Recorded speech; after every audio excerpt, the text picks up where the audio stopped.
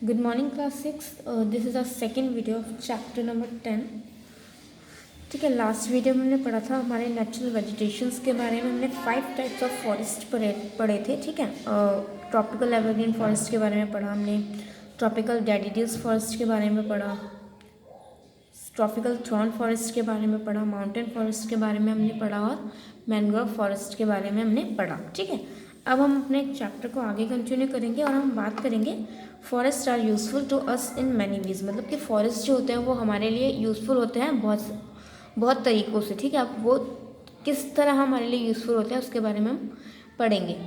ठीक है, तो स्टार्ट करते हैं।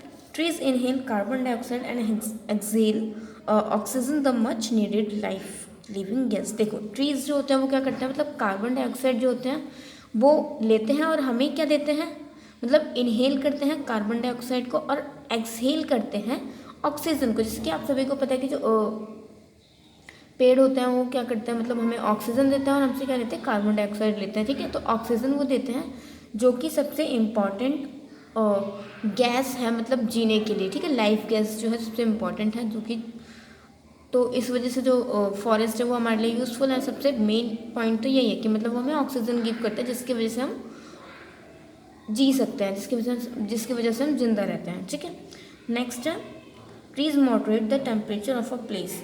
और ट्रीज जो होता है वो किसी भी जगह का टेम्परेचर को ठीक रखने में उसकी हेल्प करते हैं। ठीक है, अगर मान लो ट्रीज नहीं होंगे या नहीं होगा कुछ भी, लाइक सूखा पड़ा है और ट्रीज नहीं है वहाँ पे, बहुत रेयर है ट्रीज, तो फिर जो सन है, अगर गर्मी पड़ती है तो धूप बहुत तेज आएगी। ठीक है, तो गर्मी ज़्यादा होगी। अगर ट्रीज़ होंगे तो वहाँ पर हवा भी चलेगी, और ट्रीज़ जो होंगे वो उनकी छाया की वजह से ज़्यादा धूप भी नहीं लगेगी, ज़्यादा गर्मी नहीं होगी। ठीक है, तो जो ट्रीज़ होता है वो किसी भी जगह का टेम्परेचर जो है उसको मॉडरेट करने में हेल्प करते हैं। नेक्स्ट हमारा forest provides habitats for wild life. और जो फॉरेस्ट होते हैं वो वाइल्ड लाइफ, जो भी जानवर होते हैं उनको भी रहने के लिए जगह जो है वो प्रोवाइड करते हैं। ठीक है, forest provide products like timber, would, और हम फॉरेस्ट जो है वो हमें कुछ प्रोडक्ट्स भी प्रोवाइड करते हैं, जैसे timber, wood, gum, fuel, fruits, nuts, honey, lac, और बाकी मेडिकल जो जड़ी बूटियाँ वगैरह होते हैं, जो दवाइयाँ भी बनते हैं वो भी ट्रीज से ही बनती हैं। ठीक है,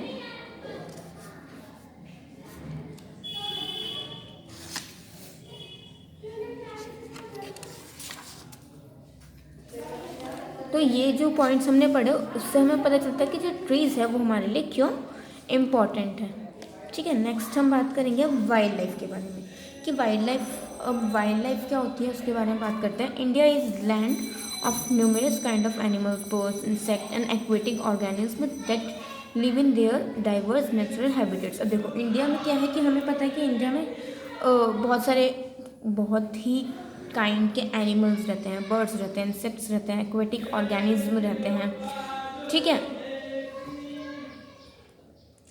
the Himalayas have the richest and most diverse wild life in the country. देखो, हिमालय की जो है सबसे रिचेस्ट और सबसे अलग जो वाइल्ड लाइफ है हिमालय की है। ठीक है, पूरी कंट्री में the snow leopard and Panda found in the high snowy mountains of the Himalaya. देखो, हिमालय पे जहाँ पर ज़्यादा बर्फ़ पड़ती है, जहाँ पे जो स्नोई एरिया होता है, मतलब जहाँ पे बर्फीले जो एरियाज होते हैं वहाँ पर पांडास पाए जाते हैं। ठीक है, पांडा पाए जाते हैं, स्नो लियोपर्ड पाए जाते हैं।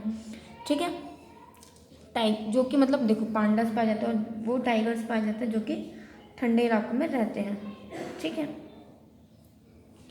Tigers are found in the foothills of the Himalayas, while the mangrove forest of the Sundarbans and are the home of the royal Bengal tiger. देखो, जो टाइगर होते हैं वो हिमालयस के फुट हिल पर पाए जाते हैं, और मैंग्रोव फॉरेस्ट में जो टाइगर पाए जाते हैं, मैंग्रोव फॉरेस्ट के सुंदरबन में जो टाइगर पाए जाते हैं वो रॉयल बंगाल टाइगर वहाँ पर पाए जाते हैं। ठीक है, the Asiatic lions are found in the Gir forest of Gujarat. और जो एशियाटिक लायंस होते हैं वो कहाँ पाए जाते हैं, वो पाए जाते हैं गुजरात के गिर फॉरेस्ट में। ठीक है, गुजरात के गिर फॉरेस्ट में कौन से एक्वेटिक जो लायंस होते हैं वो पाए जाते हैं।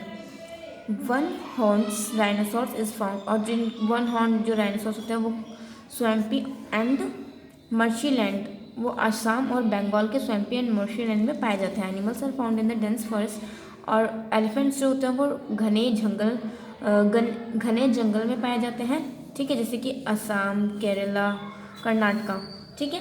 The wild life ass is found in the dry region of the Rann of Kutch in Gujarat. और जो जंगली गधा जो होता है ना वो कहाँ पाया जाता है? गुजरात के कंच में वो पाया जाता है, ठीक है। Other important animals which abound the forest of India are various kinds of monkeys, of which the langur is most common।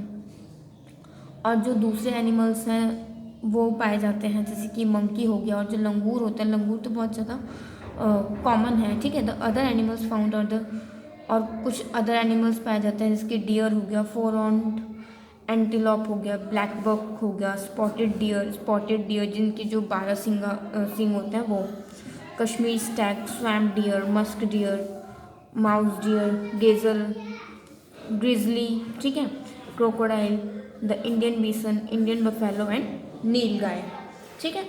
These are more variety of birds. और यहाँ पर बहुत सारे बर्ड्स की भी वैरायटी पाई जाती है, जैसे कि पिकॉक हो गए, पीसेंट्स हो गए, गीज हो गए, डक्स हो गए, क्रेन्स हो गए, पिजन, पैराकिट्स, ईगल्स, बबूल, कोयल, हॉर्नबिल एंड सनबर्ड्स, ठीक है।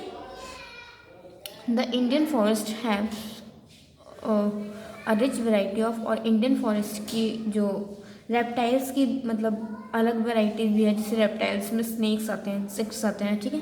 तो मतलब इंडिया में मतलब बहुत सारे टाइप्स के जो एनिमल्स है वो रहते हैं, ठीक है। तो इंडिया का जो वाइल्ड लाइफ है वो अच्छा, बट अभी के टाइम पर क्या है कि मतलब वाइल्ड लाइफ जो है वो ख़त्म होता जा रहा है, ठीक है। तो उसको बचाने के लिए हम क्या कर सकते हैं वो अब हम पढ़ते हैं, ठीक है। Conservation of wild life. अब हम वाइल्ड लाइफ को किस तरह से हम उसको बचा सकते हैं।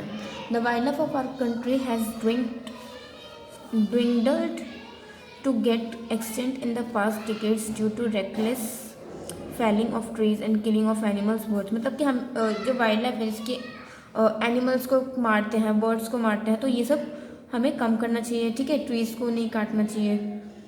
Many species like the tiger, musk, deer, great Indian bustard and once horned rhino have become एंगेडेड and endangered species which whose number has been reduced. और आप देख रहे हो कि हमारी इंडिया में मतलब ऐसे बहुत सारे एनिमल्स हैं जिसकी जो संख्या बहुत कम होती जा रही है, जैसे कि टाइगर हो गया, मस्क डियर, ठीक है। इन सब की जो संख्या है वो बहुत ही कम होती जा रही है, और वो एक टाइम ऐसा आएगा जिस टाइम पे ये जो टाइगर्स होंगे वो मर जाएंगे और जो इनकी जो स्पीसीज है वो विलुप्त हो जाएगी। जैसे कि था ना कि डायनासोर थे पहले, कितने सारे डायनासोर्स थे, बट क्या हुआ कि वो लास्ट मतलब थोड़े टाइम बाद क्या हो गया, वो विलुप्त हो गए, ठीक है। तो अब के टाइम पे हमें एक भी डायनासोर नहीं मिलते हैं। तो इसी तरह से जैसे वाइल्ड लाइफ में जैसे एनिमल्स की जो नंबर है वो कम होते जा रहे हैं, तो इस तरह से क्या होगा कि इनकी जो स्पीसीज़ है वो भी एक टाइम आने पर विलुप्त हो जाएगी। तो हमें इस चीज़ को रोकना चाहिए, ठीक है। Therefore the duty of every citizen to conserve wild life. सभी नागरिक की ये ड्यूटी होती है कि वाइल्ड लाइफ को बचाएं, ठीक है। The government of India has set up a number of national parks. अब इंडिया की गवर्नमेंट ने क्या किया है, बहुत सारे नेशनल पार्क्स बनाए हैं, wild life sanctuaries and bird sanctuaries. और जैसे कि वाइल्ड लाइफ सेंचुरी हो गई, बर्ड सेंचुरीज हो गई, इस मतलब उन एनिमल्स को, उन वाइल्ड लाइफ को बचाने के लिए बहुत सारे पार्क्स बनाए गए हैं to spread awareness about in India. मतलब कि इंडिया के अंदर अवेयरनेस, जागरूकता फैलाने के लिए the first week of October is observed. इसी मतलब कि इंडिया में लोगों को जागरूक करने के लिए जो अक्टूबर का फर्स्ट वीक होता है वो वाइल्ड लाइफ के ऊपर मतलब वाइल्ड लाइफ के लिए वो मनाया जाता है, वाइल्ड लाइफ को लेके, ताकि जो लोग हैं उनमें जागरूकता फैले कि वाइल्ड लाइफ को हमें लोगों को मतलब कि ट्रीज़ को नहीं काटना चाहिए। और जो अगर ट्रीज़ हम काटेंगे तो एनिमल्स कहाँ रहेंगे, ठीक है। तो मेन पॉइंट क्या है कि मतलब हमें ट्रीज़ को नहीं काटना चाहिए, जिससे कि जो हमारे जो एनिमल्स हैं, इंसेक्ट्स हैं, बर्ड्स हैं, वो सब सेफ रहेंगे, ठीक है। क्लास इसी के साथ आपका जो चैप्टर है वो यहीं पे फिनिश होता है।